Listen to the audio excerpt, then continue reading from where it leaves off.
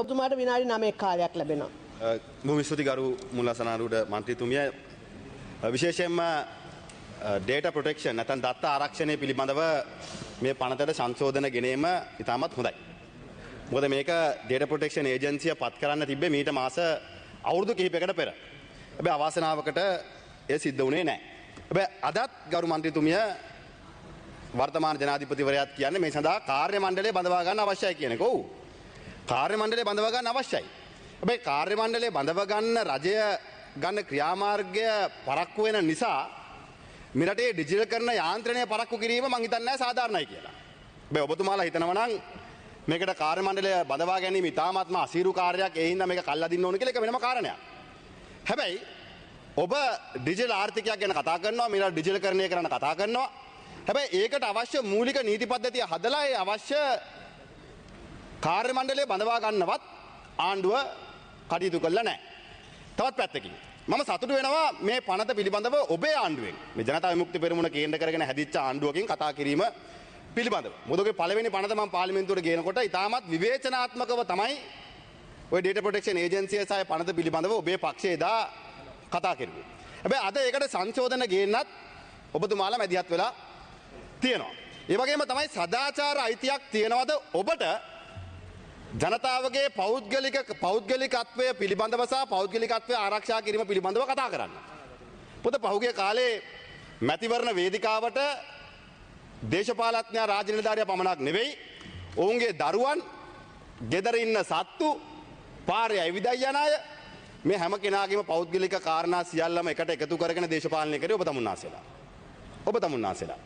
ඒ වගේම තමයි පහුගිය කාලේ අපි දැක්කා ජනාධිපති අරමුදලේ කාරණේදීත් මේ පෞද්ගලික කාරණා අර පාසල් දැරියක්කට වෙච්ච සිද්ධිය සම්බන්ධෙනුත් පෞද්ගලික වෛද්‍ය වාර්තා පිළිබඳවත් ඔබ මේ පාර්ලිමේන්තු වරප්‍රසාද වලට මුවා වෙලා කතා කරනවා.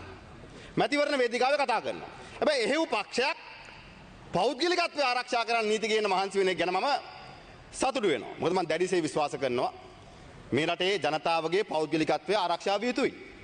ඒ වගේම පෞද්ගලික දත්ත පරිහරණය කිරීම සඳහා නියාමනයක් තියෙන්න ඕනේ. පෞද්ගලික දත්ත පෞද්ගලික ආයතනයකට හෝ රාජ්‍ය ආයතනයකට ඕන විදියකට පරිහරණය කරන්න බෑ. ඒ සඳහා යම් නියාමනයක් තිබිය යුතුයි. ඒ නියාමනය සඳහා data protection agency එක ඉතාමත් කඩනමින් පත්වෙන්න ඕනේ. ඒකට කාර්ය මණ්ඩලය බඳව ගන්න විදියක් නැහැ කියලා ඔබ තමුන්නාසෙලා කෙන්ද්‍රී ගෑවට වැඩක් වෙන්නේ නැහැ.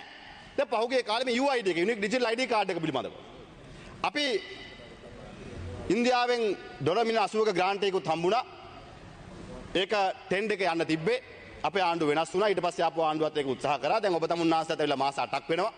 ඔබේ අතිගෞරව ජනාධිපතිතුමන් ඉන්දියාවේ ගරු අග්‍රාමාත්‍යවරයා හම්බෙච්ච වෙලාවෙත් ඒක ගැන කතා කරුවා. හැබැයි අද වෙනකන් ඒකේ ප්‍රෝග්‍රස් එක පිළිබඳවත් එහෙම නැත්නම් ඒක ක්‍රියාත්මක කරන ආකාරය පිළිබඳවත් ඔබ තමුන්නාසලා සඳහනක් කරන්නේ නැහැ. ඒ වගේම ඩිජිටල් ආර්ථිකයක් ගැන කතා කරනවා. ඩිජිටල් ආර්ථිකයක් ගැන කතා කරන ඔබලා ක්‍රියේටර්ස් ඉකොනොමි එක ඇතුලෙන් එන ආදායමට 15%ක බද්දක් ගහනවා. හැබැයි අයවැය බිලියන 3ක් වෙන් කරා කිව්වා. දැන් මේ බිලියන 3 ඩිජිටල් ආර්ථිකයක් හදන්න හෝ මේ රටේ රාජ්‍ය ආයතනයේ ඩිජිටල්කරණය කරන්න කොච්චර වියදම් කරාද? හයිවේ එකේ යනකොට ක්‍රෙඩිට් කාඩ් එකෙන් ගෙවන්න හදනවා කියන එක මේ ඔබ කරපු වැඩක් නෙවෙයි. ඒක ලෝකේ සාමාන්‍යයෙන් ඕනම රටක් භාවිතා කරන දෙයක්. ඒක මේ අමුතු ටෙක්නොලොජි එකක් නෙවෙයි. ගරු අග්‍රාමාත්‍යවරියට මරණ තර්ජනයක් එනවා ඊමේල් එකකින්. එච්චරම තමයි ඩිජිටල් වෙලා තියෙන්නේ. හැබැයි ඔබ මේ බිලියන 3 පාවිච්චි කරලා මොන රාජ්‍ය ආයතනයෙන් ඩිජිටල් කරේ? දැන් කෝට් ඔටෝමේෂන් එක ගැන කතා කරා. ඒක කරනවා කියලා කිව්වා. දැන් ඒකේ මොකද්ද පියවර? ඒක ඔබ තමුන්නාසලා කරන්න බලා. ඔබේ කාලෙන් ගන්න, මගේ කාලෙන් එහෙම ගන්න එපා. මට ඔබතුමාගෙන් තව අහන්නත් කාරණයක් තියෙනවා. ඔයාගේ වැහුවොත් උත්තර දෙන්න බලා මම ඒ උසාවිය ගැන. මොකද ඔබතුමාලා හිතන් ඇති ඔබතුමාලට ඕන විදිහට මේ හැම එකම කරගන්න පුළුවන් කියලා. ඒ හින්දා ගරු මුලාසරඩුන මන්ත්‍රීතුමනි හරි එහෙනම් මයික් එක ඉල්ලගෙන උත්තර දෙන්න. මයික් එක ඔෆ් කරගෙන කෑ ගැහුවට හරියන්නේ නැහැ. ඇමතිවරයා වුණා කියලා. ඔබතුමාගේ විෂය වෙන්න පුළුවන්. හැබැයි මම ඔබතුමා ගැන කනගාටු වෙනවා. මොකද ඔබතුමා කරපු ප්‍රකාශ බැලුවම ගරු නියෝජ්‍ය ගරු මුලාසරඩුන මන්ත්‍රීතුමිය අධිකරණ ඇමතිවරයා ප්‍රකාශයක් දෙනවා යම් නඩු තීන්දුවක් සම්බන්ධයෙන් අපේ ආණ්ඩුව ආපු හින්දා තමයි මේ තීන්දුව ආවේ කියලා. ඔබතුමා නීතිපති දෙපාර්තමේන්තුවේ වැඩ කරපු මන්ත්‍රීතුමා ඔයා එඩිට් කරපු වීඩියෝ බලලා මෙතන කියවන්න එන්න එපා. එඩිට් කරපු වීඩියෝ බලලා මෙතන කියවන්න එන්න එපා. සම්පූර්ණ කොන්න මම ඔබතුමාට දෙන්නම්. ඔබතුමාගේ වටිනා කාලය පාවිච්චි කරන්න පනතට අනුන්ට බඩ ගහන්න නෙමෙයි. බොරු කියලා. ගරු නාම රාජපක්ෂ මන්ත්‍රීතුමා. හරි බොහොම ස්තුතියි. අර ඔබතුමා හැමදාම කියනවා වගේ පිස්සු නැත්තම් හොඳයි. හැබැයි ඉතින් ගරු මෙතුමල්ලා හිතන් ඇති ගරු මූලාසරාණුට මන්ත්‍රීතුමනි මෙතුමාලා මේ බලයට ආවට පස්සේ ඕනම දෙයක් තමන්ගේ මේ 159 පෙන්නලා කරගන්න පුළුවන් කියලා. ඔබතුමා හැම එකක් කියලා නැත්නම් ඒක මට කියන්න එපා. ඒක ඔබතුමා අධිකරණ ඇමතිවරයා. ඒක නිවැරදි කරන්න. මම ඔබතුමාගේ හොඳට කියන්නේ. මම මේ ඔබතුමාගේ හොඳට කියන්නේ. මගේ හොඳකට නෙවෙයි. මම කියපු එකක් නෙවෙයි. මොකද රටේ අධිකරණ ඇමතිවරයාගේ ප්‍රකාශයක් කරු මූලාසරාණුට මන්ත්‍රීතුමිය අධිකරණ ඇමතිවරයාගේ ප්‍රකාශය රටට ගැලපෙන්නේ නැත්නම් ඒ ප්‍රකාශය පිළිබඳව එතුමාලා මතක් කරලා දෙන්න අපිට වගකීමක් තියෙනවා. මේ ජ්‍යෙෂ්ඨ නීතිඥයෙක් නීතිපති දෙපාර්තමේන්තුවේ වැඩ කරේ. අධිකරණයෙන් ජීවත් වුණේ. එහෙම කෙනෙක් ගරු විනිශ්චයකාරවරුන් පිළිබඳව යම් ප්‍රකාශයක් දේශපාලනික වශයෙන් අපිට හැංගෙනවා නම් ඒක කියන්න අපිට අයිතියක් තියෙනවා. ඒ වගේම ඔයානේ බලන්නකො ඉතින් මේ අධිකරණ ඇමතිවරයානේ අධිකරණ ඇමතිවරයානේ මේ හැසිරෙන විදිය බලන්න. ඔබතුමාගේ කාලය තව විනාඩි 2යි තියෙන්නේ. මේ පව් වාඩි වෙන්නකෝ. අනේ වාඩි වෙන්නකෝ. හරි වාඩි වෙන්න. බොහොම හොඳයි. බොහොම ස්තුතියි. විනාඩි 2යි කාලය තියෙන්නේ. Thank you. ගරු අනේ කවුද බොරු කියලා බලයට ආවේ? බොරු කියන්නේ අපිද ඔබතුමාලාද කියන එක පිළිබඳව කාලය විසින් ඔප්පු කරයි. දැන් මම දැක්ක අපි විමල් රත්නායක අමාත්‍යවරයා පහුගිය දවස්වල කිව්වා මම පාර්ලිමේන්තුවට ඇවිල්ලා එතුමාලා නැති වෙලාවට ගරු මුලාසරාණු මන්ත්‍රීතුමියා කතා කරනවා කියලා. ඉතින් මම එන්නේ පාර්ලිමේන්තුවෙන් දෙන වෙලාවට. ඉස්සර වගේ නෙවෙයි. ඔබතුමාලා දවල්ට කාලා දැන් ගෙදර යනවා. ඉතින් මගේ කතාව හම්බෙන්නේ කෑමෙන් පස්සේ. දැන් අද ඇමතුමා අදත් නැහැ. ඉතින් දවල්ට කාලා ගෙදර ගිහිල්ලා මං කට්ටිය නැතිලට වෙලා කතා කරනවලු. ඉතින් එහෙමනම් එක්ක මට පාර්ලිමේන්තුවේ කැන්ටිමේ මේසෙක නග්ගලා කතා කරන්න. එතකොට 159 ඉන්නවා. එහෙම නැත්නම් 159 අධිකරු ජනාධිපතිතුමා ඉන්න වෙලාවක් කියන මම එහෙලා කතා කරන්නම්. ඒ හින්දා ඔබතුමාලාගේ නොහැකියාව වහගන්න මේ රටේ ජනතාවගේ පිට බරපතවලා දේශපාලඥයට ඇඟිල්ල දික් කළා හරියන්නේ නැහැ. ඔබතුමාලා පටන් ගත්තේ 225ම හොරු කියලා. අද ඔබ ඒක රාජ්‍ය සේවකයට පටලවනවා. රාජ්‍ය සේවකයෝ හොරු කරන තැන ඔබතුමාලා පරිවර්තනය කරනවා. ඒ හින්දා මේ සිස්ටම් එක හදන්න අපි උදව් කරන්න. අපි පැහැදිලිවම කියන්නේ මේ ඩිජිටලයිස් කරන්න. දැන් මේ ඩිජිටල් ඇක්ට් එක ආව හරි. ඩේටා සෙන්ටර්ස් කොහෙද දාන්නේ? දන්නවනම් කියන්න. ඩේටා ප්‍රොටෙක්ෂන් ඇක්ට් එක ගේනවා හරි. ඩේටා සෙන්ටර්ස් කොහෙද දාවන්නේ?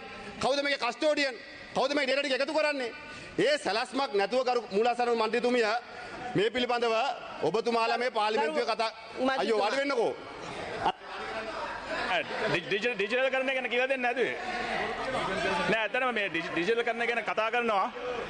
හැබැයි දන්නේ නෑ මේ රජයෙන් කරන ඩිජිටල් කරන වැඩපිළිවෙල ගැන කිසිම අවබෝධයක් නැතුව කතා කරන්නේ. මොකද ඩිජිටල් කරන්නේ ওই data centers කියන ඒවා මේ ඉස්සලා ආණ්ඩුව වලින් කරපු ඒවා දැන් අපලන් තත්ත්වයේ තියෙන්නේ. මේක අලුතෙන් ටෙන්ඩර් එකක් අපි කෝල් කරලා තියෙනවා. අලුතෙන් data center එකක් ගන්න ගවර්න්මන්ට් data center එකක් cloud data center එකක් ඒ ගන්න ක්‍රියාපටිපාටි යනවා. ඒ වගේම digital ID ගැන කතා කරා. ඒ digital ID එක ඉස්සෙල්ලා හදලා තිබ්බේ මේ ඉන්දියාවට ඕන වෙලාවක අපේ සිස්ටම් එකට ඇක්සස් තියෙන්න පුළුවන් විදියට. නමුත් ඒ ඇග්‍රීමන්ට්ස් වෙනස් කරලා අපේ ජාතික දත්තපද්ධතිය ආරක්ෂා වෙන විදියට වැඩ කරන්න අපි කටයුතු කරනවා. ඒ ඇග්‍රීමන්ට්ස් වෙනස් කරන යන කාලයයි ගිහිල්ලා දැන් අපි ලබන මාසයේ වෙනකොට ඒ ටෙන්ට් එක පට්පාටි කෝල් කරලා ඉවරයි. ඒ පැටිසිස්ටම් එක රාජපක්ෂ මන්ත්‍රීතුමා මේ මහාචාර්යවරයෙක්ද ආචාර්යවරයෙක්ද කියලා. හැබැයි ඉතින් මේ ඩිජිටල් කරන්නේ කියන එක මේ ඔබතුමාගේ ආණ්ඩුවේ විෂයක් නෙවෙයි. මේක අවුරුදු ගණනාවක් කතා කරගෙන ආපු සැලැස්මදලා ක්‍රියාත්මක කරපු කාරණයක්. හැබැයි දැන් data center එක කොහෙද? දැන් ආණ්ඩුවේ data center එකක් තියෙනවනේ. ඒ කැපැසිටි එක කියන්න. ආණ්ඩුවේ data center එකේ කැපැසිටි එක කියන්න. ඔබතුමාලා මේ විෂය පිළිබඳ අවබෝධයක් ගන්න මම දන්නවා ඔබතුමාලාගේ හාන්ස් විසිරු මැතිතුමා හොඳයි. හැබැයි මේකට අවශ්‍ය වැඩපිළිවෙලක් ජාතික ප්‍රතිපත්තියක් එක්ක ක්‍රියාත්මක කරන්න. මේ ආණ්ඩුවට ඕන වෙලාවට මේක ගේනවා දැන් කියනවා ඉන්දියාවට data යනවලු. කොහොමද යන්නේ? Data Protection Agency හදන්නේ ඇක්ට් එක ගෙනාව ඒකට. ඔබතුමා වගකීමින්ද කියන්නේ විශේෂ ඇමතිවරයා විදියට පහුගිය කාලේ තිබ්බේ විදියට ඉන්දියාවට data යනවා කියලා. ඔබතුමා වගකීමකින්ද කියන්නේ ඒක? රජයේ විදියට වගකීම් බාර ගන්න. ඔබතුමා රජයේ විදියට ඔබතුමාගේ වගකීම් බාර ගන්න. ඒ හින්දා ගරු මූලාසරාණු මන්ත්‍රීතුමියා ඔබතුමාගේ කාලය අවසන්. මයික් එක දෙන්න වගකීම් බාර ගන්න කියන්නේ. ඔබතුමාගේ කාලය අවසන්. ඉතින් මම මොනව කරන්නද දැන්? ගරු නියෝජ්‍ය ඇමතුමා. මෙහෙමයි දැන් අපි විවාදයේ කාලේ කතා කරා මේ ඩිජිටල් ID පද්ධතියට ඉන්දියාවේ සමාගම් වලට ඇක්සස් තිබීම මේ ජාතික දත්ත වලට ප්‍රශ්නයක් කියන එක. ඔබතුමාලාත් ඇවිල්ලා ඔතන ඉඳන් වාද කරා. ඔබතුමාලා වාද කරේ ඔබතුමාලා හදලා එදා තිබ්බ මේ ඇග්‍රීමන්ට් එකේ තිබ්බ ප්‍රශ්න හින්දා. නමුත් අපි ඒවා වෙනස් කරලා අපි අපේට දත්ත ආරක්ෂා වෙන විදිහට ලංකාවේ කට්ටියට පමණක් ඒ දත්ත පද්ධතියට පිවිසෙන විදිහට අපි ඒක වෙනස් කරලා හදලා තියෙනවා. ඒක හන්දා මෙතනින් එහාට දත්ත ගැන ආරක්ෂාව ගැන ඔබතුමාලා බය වෙන්න අවශ්‍ය නැහැ. අනික් කාරණාව තමයි ඔබතුමා data center එකක capacity එක අහන්න ඔබතුමාට computer ඉන්ද කියන්න ඕන, memory capacity ඉන්ද, storage ඉන්ද කියන්න ඕන. ඔබතුමා දන්නවද capacity මොකක්ද කියලා?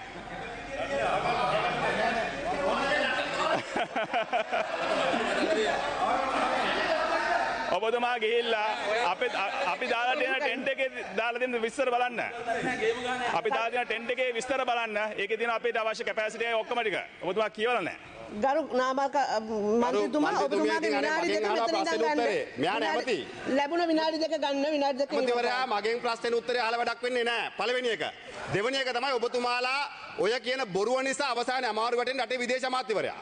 මොකද රටේ අමාත්‍යවරයෙක් කියනවා ගරු බිමල් රත්නායක ඇමතුමා ඩේටා ටික ඉන්දියාවට යන විදිහට කිවිසුමක් අස්සම් කරලා තිබ්බලු.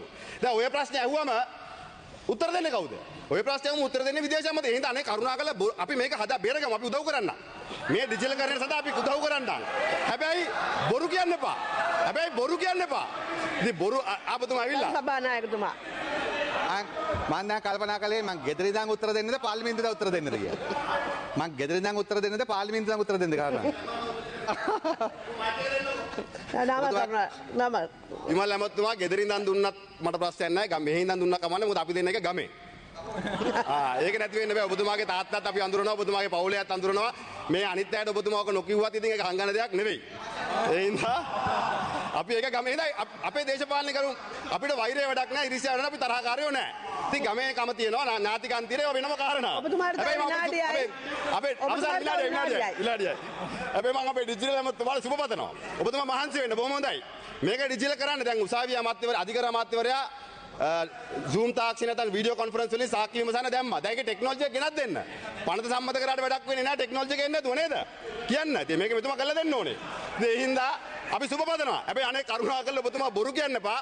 මොකද මේ ජාත්‍යන්තර ගිවිසුම් සම්බන්ධයෙන් ඔබතුමා බොරුවක් කිව්වොත් ඒක අමාරු වැටෙන විදේශ කටයුතු අමාත්‍යවරයා. ඒ හින්දා ඔබතුමාලා සියලු දෙනාටම අපි සුබ පතනවා මේක කරගන්න. හැබැයි බොරු කියන්නේ බෑ. වගේ බිමල් ඇමතුමා මට මේ උදේවරුේ කතාවක් කරන් දෙන්න පුළුවන් නම් හොඳයි ඔබතුමාට තහන්න. කාලය අවසන්. ගරු සභානායකතුමා. සභාපතිතුමනි අපි විපක්ෂ සංවිධායකතුමාගෙන් ඉල්ලන්නම් ගරු නාම මන්ත්‍රීතුමාට උදේ වෙලාවක් කරන් දෙන්න කියලා. එතුමා හැමදාම ලන්ච් එකෙන් පස්සේ කතා කරනවා. එහෙම හොඳ නෑ.